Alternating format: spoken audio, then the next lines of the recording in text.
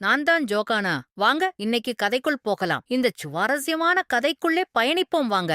அழகான ஒரு சிறிய கிராமத்தில் ஜோஹானா என்ற 4 வயது சிறுமி வாழ்ந்தாள். அவள் வயது சிறியதுதான், ஆனால் அவளின் மனம் மிகவும் பெரியது. தினமும் அம்மாவுக்கு தண்ணீர் கொடுத்து உதவுவாள். அப்பாவுக்கு செருப்பு எடுத்துக் கொடுப்பாள்.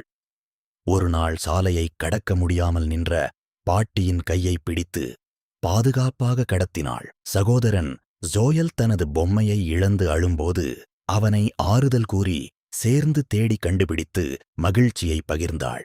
பசித்த நாய்க்கு உணவு கொடுத்தாள். பள்ளியில் நண்பர்களுடன் பகிர்ந்து சாப்பிட்டாள்.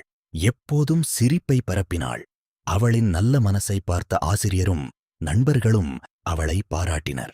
ஜோஹானா எங்களுக்கு சொல்லும் ஒரு பெரிய பாடம் என்னவென்றால், உதவி செய்வதற்கு வயது தேவையில்லை, நல்ல மனசு இருந்தாலே போதும். நல்ல மனம் கொண்ட ஜோகானாவின் கதை பிடித்திருக்கா? பிடித்திருந்தால் லைக் பண்ணுங்க, சப்ஸ்கிரைப் பண்ணுங்க.